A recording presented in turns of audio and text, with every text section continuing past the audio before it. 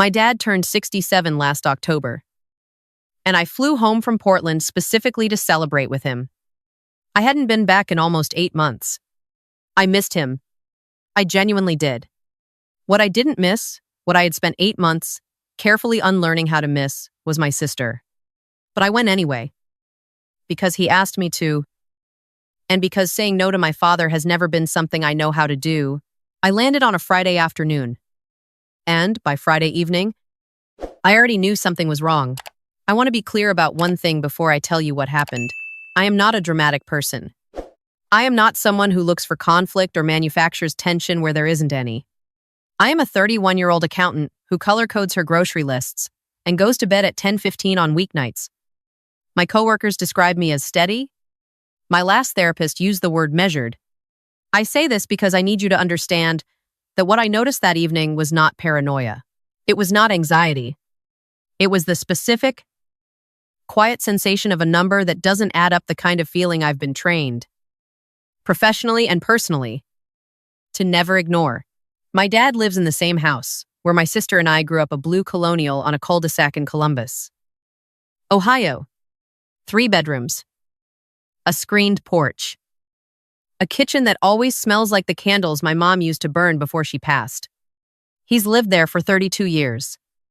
He has mentioned selling it exactly 0 times because that house is the last physical thing he has that still feels like her. My sister had been living with him for the past 14 months. She moved in after her second divorce, which she described to everyone as something that just happened to her.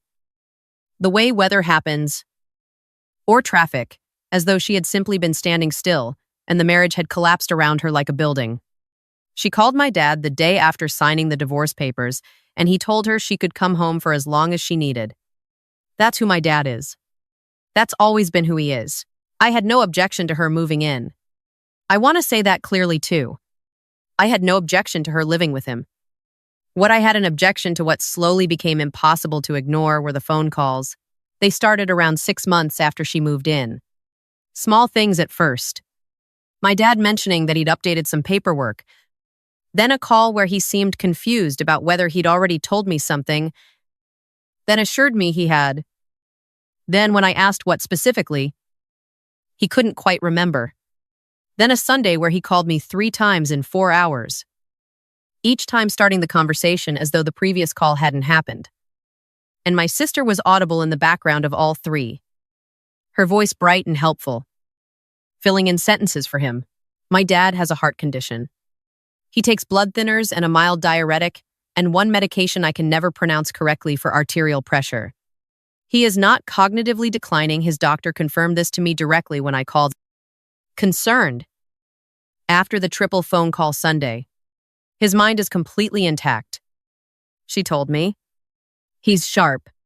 Whatever you're seeing, it isn't neurological. So what was I seeing? I flew home in October to find out. The birthday party was on a Saturday. My sister had organized it, invited about 20 people. Family, friends, the neighbors from both sides. My dad's old colleague Raymond from the plant where he'd worked for almost 30 years. She'd rented a tent for the backyard, ordered a custom cake, bought paper lanterns in his favorite color, which she informed me was forest green. Even though I have known my father my entire life and his favorite color is navy blue, he didn't correct her. He just smiled at the green lanterns and said they were beautiful. I arrived Friday. The night before, my sister greeted me at the door with a hug that lasted a half second too long.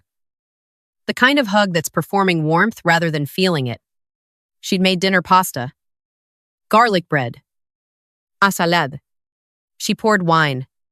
She was charming in the way she always is when she wants something effortless. Varm, laughing at her own stories before the punchline. Touching my dad's arm when she talked to him, I watched my father at that dinner table. He looked well better than I expected. Actually, he'd put on a little weight, which was good. He'd been too thin the last time I saw him. He laughed easily. He asked me about Portland, about my job, about the man I'd been seeing for 4 months, who he always called the fellow from the hiking app because he couldn't remember that I'd told him his name was Marcus. Twice during dinner, my sister finished a sentence he'd started, and both times he let her, nodding agreeably, though I noticed he didn't always nod, in a way that suggested he'd been heading toward the same ending. After dinner, my sister washed up and my dad and I sat on the screened porch with decaf, and I said, carefully, "You seem good?" "Dad, I am good," he said. And then, after a pause, "Your sister's been a real help." "I'm sure she has. She's been helping me sort through some things. Legal things. You know how I always put that stuff off?" I kept my voice level. "What kind of legal things?" He waved a hand. "Estate stuff. Making sure everything's organized." She found a real estate attorney. Very professional. Helped me get my affairs in order. He smiled. "You know how your mother always said I'd leave everything in a shoebox?" I smiled back. My mother had said that it was true. But my mother had also been the one to handle all of it, the insurance, the will, and the retirement accounts. And when she died 6 years ago, she left everything organized in a binder with color-coded tabs because she knew my dad would not. And she loved him enough to do it for him. That binder existed. I had seen it. I had helped her put it together. "Did you update the will?" I asked. "Oh, I don't know exactly what all we did," he said, in a tone that suggested the details were somewhere in a drawer he hadn't looked in recently. "Your sister handled most of the paperwork. I just signed where they told me." I held my decaf with both hands and I said, "That's great, Dad." And I did not say anything else. That night, I lay in my old bedroom twin bed. Glow-in-the-dark stars still on the ceiling that my mom never let us take down because she said they looked like hope, and I stared at those stars and I thought about what I know. I know numbers. I know how documents work. I know what I just signed, where they told me sounds like when it comes out of the mouth of a 67-year-old man with a heart condition who trusts his daughter, because she is his daughter and he is the kind of person who still believes that family means safety. I know what it looks like when someone is being slowly, carefully moved into position. I didn't sleep much. By 2 in the morning, I had a plan. The party started at noon on Saturday. I was downstairs by 7:30. My sister didn't come down until 9. And when she did, she found me at the kitchen table with my laptop open and a notepad beside it. And she stopped in the doorway for just a fraction of a second before her smile came back up. "You're up early," she said. "Couldn't sleep?" I said, "Yetlog. Portland and Columbus are in the same time zone." She didn't say anything about that.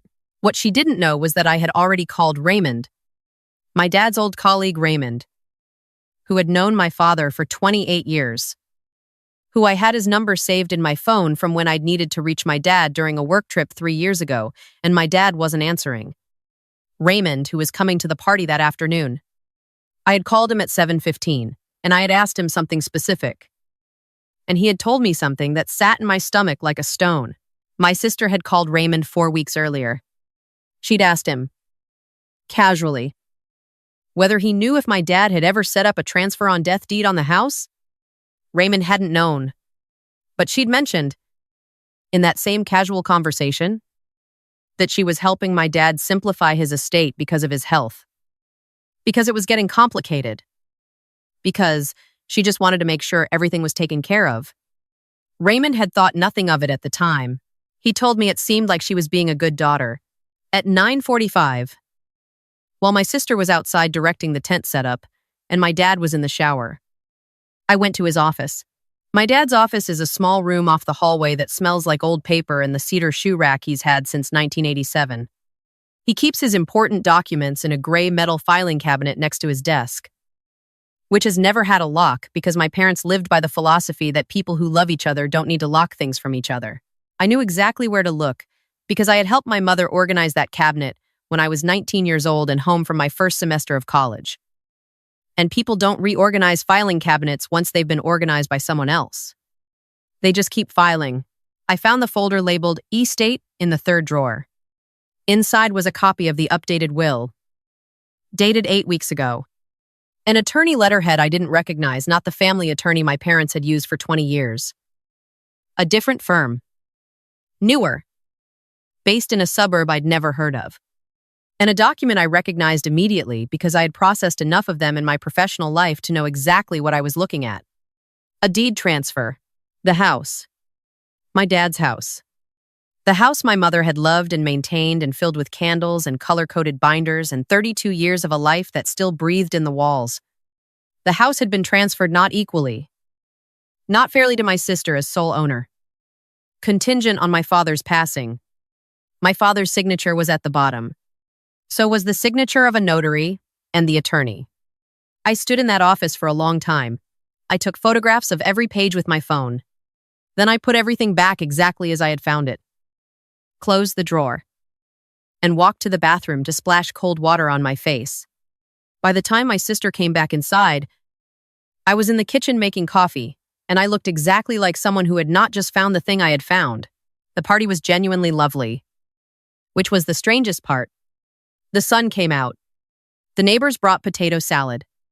Raymond arrived at 12:30 with a bottle of scotch and a handshake for my dad that turned into a hug.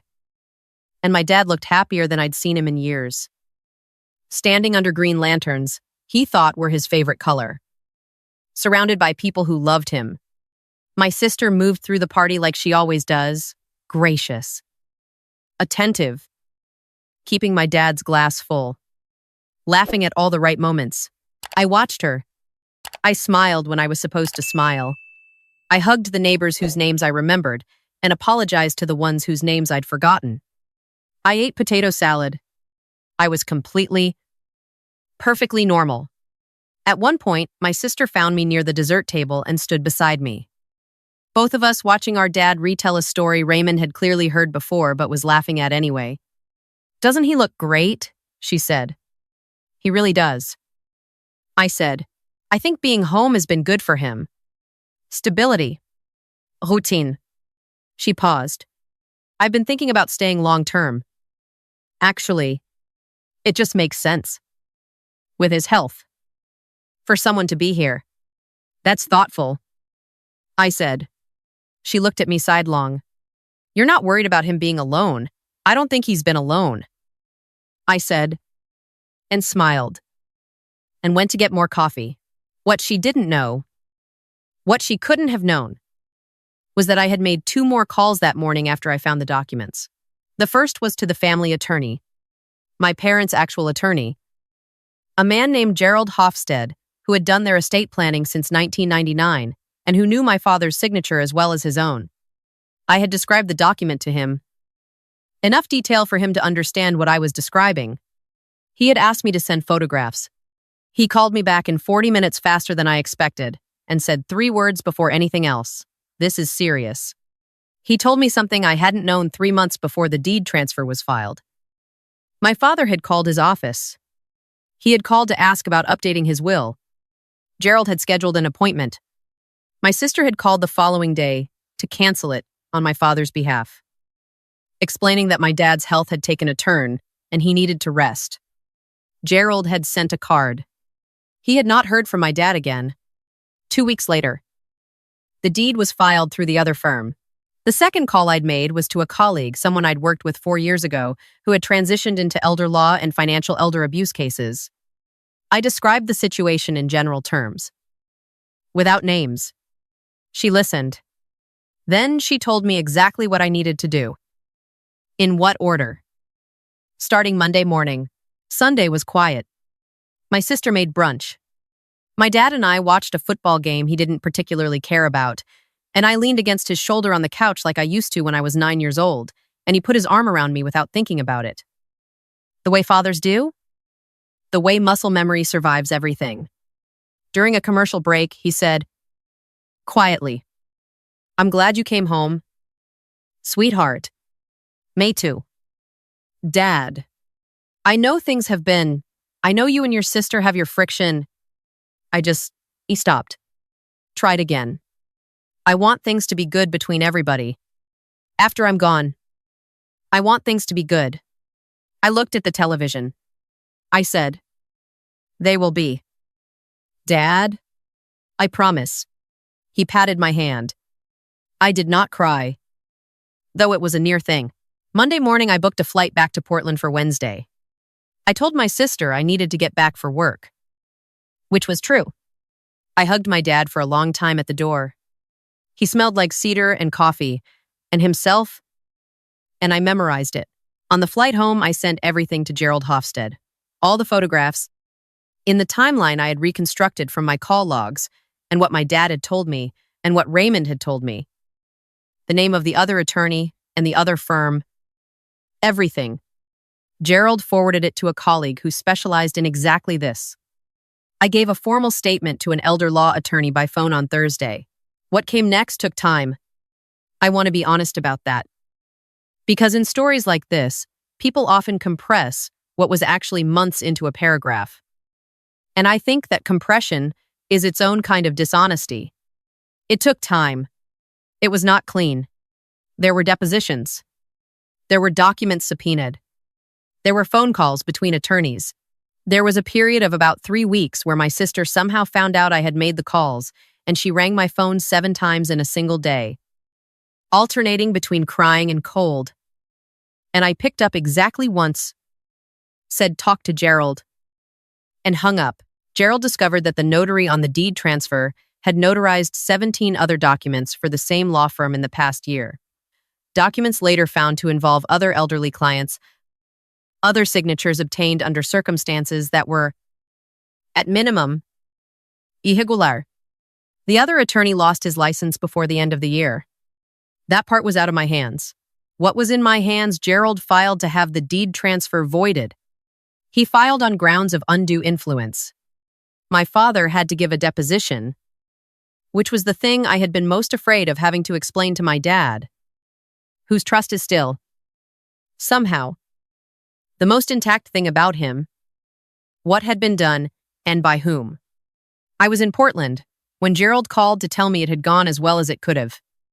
My dad had confirmed, when asked directly by the opposing attorney, that he had not understood what he was signing, that he had been told it was a simplified version of his existing will, that his daughter had explained it was basically the same as before. Just updated. Basically the same. Gerald repeated to me on the phone. His voice was very dry. The deed transfer was voided. The court ordered a full review of all estate documents executed in the last 18 months. The updated will, the one that had excluded me and reduced my father's charitable bequests that he had been making to his church for 20 years, was challenged and ultimately set aside. Gerald drafted a new will, this time at his own office. In a meeting where I was present via video call, and my sister was not present at all. My sister did not speak to me for 4 months. Then she called on a Sunday in February and cried for a long time and said she had never meant for it to go as far as it went, that she had just been scared about money, that her life had fallen apart and she hadn't known what else to do. I listened to all of it. I did not say I understand because I don't. Not really. I said, I know you've had a hard few years, which is true. And then I said, but what you did to him is something he's going to have to carry. And that's what I can't get past right now. She's still living with my dad. That surprised me. Though it probably shouldn't have. He asked her to stay. Because that is who he is. She pays rent. Now, Gerald made that a condition of an agreement nobody had to enforce because my dad asked her to agree to it, and she did.